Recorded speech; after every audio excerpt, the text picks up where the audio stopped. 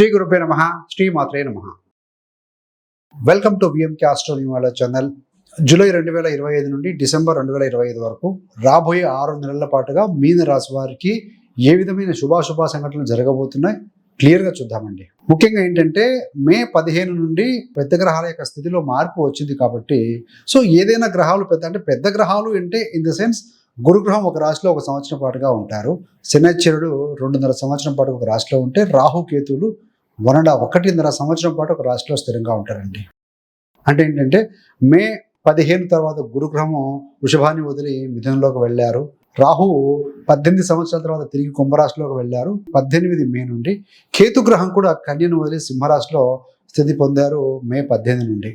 అంటే మే మాసంలో 2వ వారం తర్వాత 3 గ్రహాల యొక్క స్థితిలో మార్పు వచ్చింది. మీకు మీన రాశి మరియు మీన లగ్నం వారికి ముఖ్యంగా ఏలినాటి శని 18 జనవరి 2023 నుండి స్టార్ట్ అయ్యిందండి. 31 మార్చ్ 2025 31 మార్చ్ 2025 వరకు మొదటి ఫస్ట్ ఫేజ్ ఆఫ్ సాడే సాతి అంటారు కదా, ఏలినాటి శని అయిపోయింది. ఏప్రిల్ 1వ తారీఖు నుండి మీ యొక్క రాశిలో జన్మరాశిలోకి మీనంలోకి వచ్చారు కాబట్టి సెకండ్ ఫేజ్ అని చెప్తాం. ఇంకా ఏప్రిల్ 1వ తారీఖు 2025 నుంచి 5 సంవత్సరాల పాటుగా ఉంటుంది. మీకు సెకండ్ ఫేజ్ ఆఫ్ సాడే సాతిలో ఉన్నారు. ఫలితాలు ఎలా ఉండబోతున్నాయో చూద్దామండి. ముఖ్యంగా మీ యొక్క రాశాధిపతి ఎవరయ్యా అంటే గురుగ్రహం. ఈ యొక్క రాశాధిపతి గురుగ్రహము చతుర్థంలో 4వ స్థానంలో మిథున రాశిలో స్థితి పొందారు. 4 అంటే ఏంటి? ఇల్లు, వాహనం, ప్రాపర్టీ, హ్యాపీనెస్, ఫ్యామిలీ హ్యాపీనెస్. 4వ స్థానంలో స్థితి పొందారు.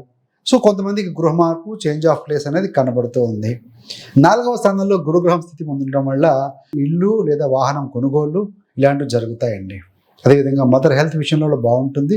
రెండవది ఏంటంటే ఈ యొక్క గురుడు చతుర్థంలో ఉండటం వల్ల మంచి విద్యా సంస్థల్లో సీటు పొందడం కావచ్చు, డిగ్రీ స్థాయి లాంటి మంచి కాలేజీలో సీటు పొందడం అనేది జరుగుతుంది. రాహువు యొక్క దృష్టి చతుర్థం మీద ఉంది. గురుడు 4లో ఉన్నారు కాబట్టి టెక్నాలజికల్ రంగంలో, అకౌంట్స్, ఫైనాన్స్ రంగంలో కూడా అద్భుతంగా విద్యార్థులు రాణించగలుగుతారు అని చెప్పవచ్చు. మరి గురు యొక్క దృష్టి ఎప్పుడు కూడా మంచిదండి. తన స్వస్థానమైనటువంటి యొక్క 10వ స్థానం మీద ధనుసు రాశి మీద పడుతూ ఉంది. ఎంఎన్సీ కంపెనీలో పనిచేసేవారైతే ఏంటి, విదేశాలకు పనిచేసేవారైతే ఏంటి, కార్పొరేట్ రంగంలో ఉన్నవారైతే ఏమిటి, టీచర్లు, అకౌంట్స్ రంగంలో ఉన్నవారు, కౌన్సిలర్స్కి, ఇలాంటి వృత్తుల్లో ఉన్నవారికి అద్భుతంగా ఉంటుందండి. ఇక్కడ 28 అక్టోబర్ 2025 నుండి డిసెంబర్ 5వ తారీఖు వరకు గురుగ్రహము వేగవంతంగా ఈ కర్కాటక రాశిలోకి వెళ్ళి తదనంతరం వక్రీకరిస్తారు కూడా. ఈ ప్రాసెస్లో ఏంటంటే స్వనక్షత్రం మీద కూడా కొంతకాలం ఉంటారు. ఆ సమయంలో ఏంటంటే బలంగా ఉంటారండి. సంతానం లేని వారికి సంతానం కలగటం కావచ్చు, మీ యొక్క ఇన్వెస్ట్మెంట్ లాభాలకు దారి తీయటం కావచ్చు. రెండవది ఏంటంటే ఉద్యోగంలో పాజిటివ్ మార్క్స్ ఉంటాయండి. అనుకున్న ప్రదేశాలకు బదిలీ అవ్వటం కావచ్చు, లేదు అని అంటే కనుక కోరుకున్న ప్రదేశానికి ట్రాన్స్ఫర్ కూడా అవ్వచ్చు. ట్రాన్స్ఫర్ అయిన తర్వాత పాజిటివ్గా ఉండే అవకాశం ఉంటుంది. ఆ సమయంలో విద్యార్థులు హైయర్ ఎడ్యుకేషన్ చేసేవారు కూడా అద్భుతంగా ఉంటుంది. ఫలితాలు పాజిటివ్గా ఉంటాయని చెప్పవచ్చు అండి. మరి ఆ సమయంలో మీ ఆలోచన విధానం, మీ యొక్క క్రియేటివిటీ, మీ యొక్క రెసిస్టెన్స్ పవర్ ఇవన్నీ కూడా బాగా ఇంప్రూవ్ అవుతాయి. మీలో చార్మింగ్ పెరుగుతుంది అని చెప్పాలి.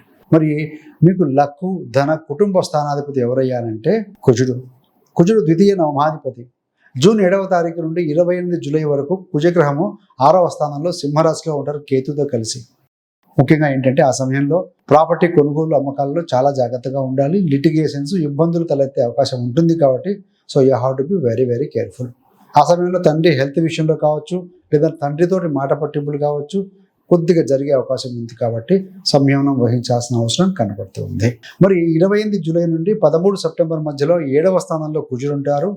కాబట్టి మీ జీవిత భాగస్వామితో కలిసి దూర ప్రాంత ప్రయాణాలు చేయాల్సి రావటం, లేదంటే బహుదూరంలో విదేశాలకు ఎక్స్పోర్ట్ ఇంపోర్ట్ వ్యాపారం చేసే వాళ్ళైతే దూర ప్రాంతంలో వ్యాపారాలు చేసేవారికి కొంత అనుకూలంగా ఉంటుందని చెప్పాలండి.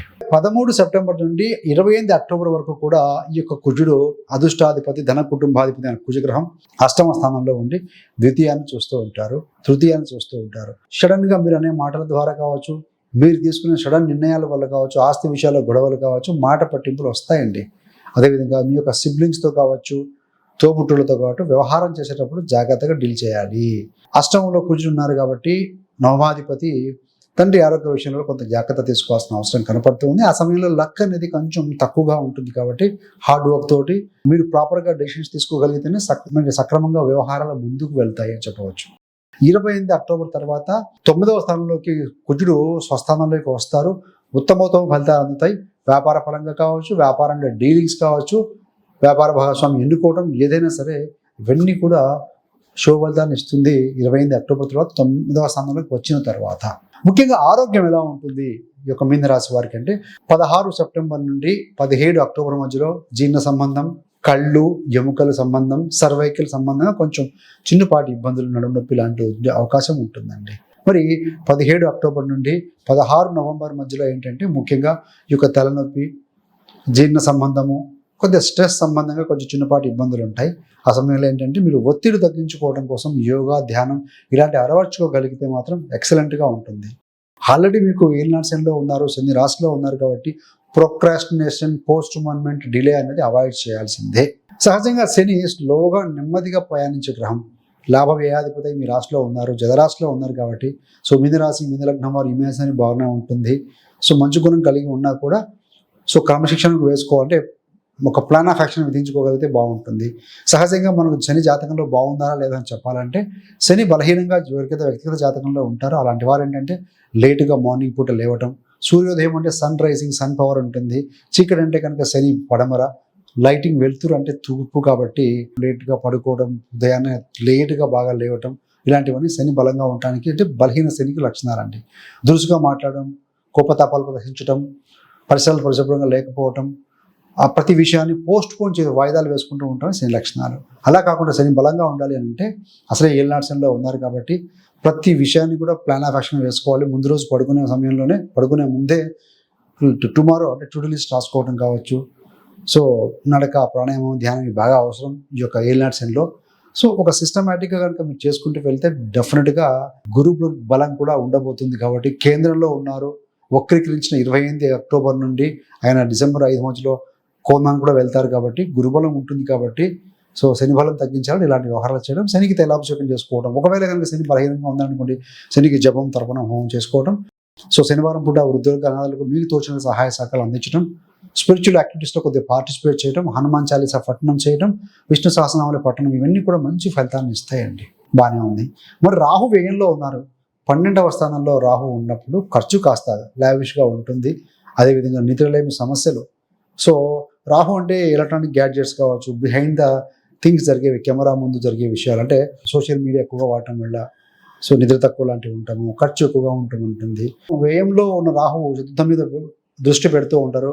కాబట్టి విద్యార్థులు ఏంటంటే టెక్నాలజికల్గా గ్రో అయినా కూడాను వారి యొక్క ఫోకస్ అనేది విద్య మీద, వారి గోల్స్ మీద పెట్టుకోగలిగితే మాత్రం అద్భుతమైన ఫలితాలు సాధించగలుగుతారు. రాహు దృష్టి 6వ స్థానం మీద ఉంటుంది కాబట్టి కాంపిటేటివ్ ఎగ్జామ్స్ రాసే విద్యార్థులకైతేనేమి, ఉద్యోగాల కోసం ఎదురు చూస్తున్న వారికి ఉద్యోగకులు ఇలాంటి విషయంలో బాగుంటుందండి. వ్యయంలో ఉన్న రాహు 8వ స్థానాన్ని చూస్తూ ఉంటారు కాబట్టి ఇక్కడ ఏంటంటే ఇప్పుడు ఈ రాశి మీద రాహు దృష్టి కాబట్టి ఏంటంటే డిజైన్స్ ఉంటాం, వృధాగా ఖర్చు పెట్టడం లాంటివి ఉంటాయి.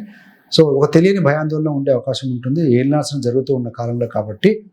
సో ప్రతిదీ కూడాను ఏది మంచి ఏది చెడు అనే విఘ్నత లేకుండా జ్ఞానం కలిగి ఉండాలి.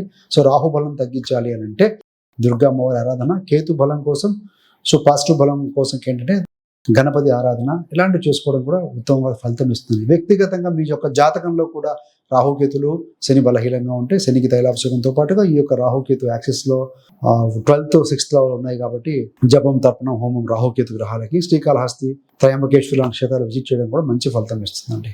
మరి ప్రేమ సంబంధమైన విషయంలో చూస్తే సహజంగా న్యాచురల్ 5వ స్థానం రవిస్థానం సింహరాశి అవుతుంది, కేతువు ఉంటారు అక్కడ. సో ప్రేమలో ముఖ్యంగా పాజిటివ్గా ఉండేది 28 అక్టోబర్ నుంచి డిసెంబర్ 5 మధ్యలో గొడవపడి దూరంగా ఉన్నవారు తిరిగి కలుసుకోవడం కూడా జరుగుతుంది. అదేవిధంగా కొంత చిన్న మాట పట్టింపులు, లిటిల్ బిట్ కమ్యూనికేషన్ గ్యాప్ అనేది కొంత ఉంటుంది. అదర్వైజ్ ప్రేమలో కూడా బాగానే ఉంటుందండి. మొత్తంగా చూస్తే ఏంటంటే మిక్స్డ్ ఫలితాలు ఉన్నాయి. సో ల్యాక్ ఆఫ్ ఫోకస్, ఖర్చు అధికంగా ఉండటం అనేది ఒక్కటే కొంత జాగ్రత్తగా చూసుకోవాలి. స్థల మార్పు, మంచి కాలేజీలో సీటు పొందడం కావచ్చు, వృత్తిలో మార్పు, ఎంఎస్సీ కంపెనీలకు వర్క్ చేయటం ఇవన్నీ కూడా పాజిటివ్గానే మనకు పరిగణిస్తూ ఉన్నాయి. మీకు కనుక ఇంకా మీనరాశి వారి గురించి క్షుణ్ణంగా తెలుసుకోవాలనుకుంటే పుట్టుక నుండి మరణం వరకు మీనరాశి వారి జీవిత రహస్యాలను ఒక వీడియో చేయడం జరిగింది, రిలీజ్ చేసామండి ఆల్రెడీ. ఆ వీడియోలో ఏంటంటే సో జీవిత రహస్యాలతో పాటుగా అసలు ఈ మీనరాశిలో వీరి జననం ఎందుకు జరిగింది ఇలాంటి విషయాలు, మంచి అద్భుతమైన విషయాలు కూడా వివరించడం జరిగింది. ఆ వీడియో యొక్క లింక్ని కూడా డిస్క్రిప్షన్ ఇవ్వడం జరుగుతుంది. సో ఆ వీడియో గమనించగలిగితే మీకు అద్భుతమైన విషయాలు మీకు అవగతం అవుతాయండి. So thanks for watching. ఇలాంటి మరిన్ని మంచి మంచి వీడియోల కోసం విఎంకే ఆస్ట్రోన్యూమాలజీ ఛానల్ సబ్స్క్రైబ్ చేసుకోగలరు. పక్కన ఉన్న బెల్ సింబల్ మీద క్లిక్ చేస్తే మేము చేసే ప్రతి వీడియో నోటిఫికేషన్ ద్వారా మీ దాకా ఉంటుంది. సర్వే జన సుఖినో భవంతు. స్వస్తి.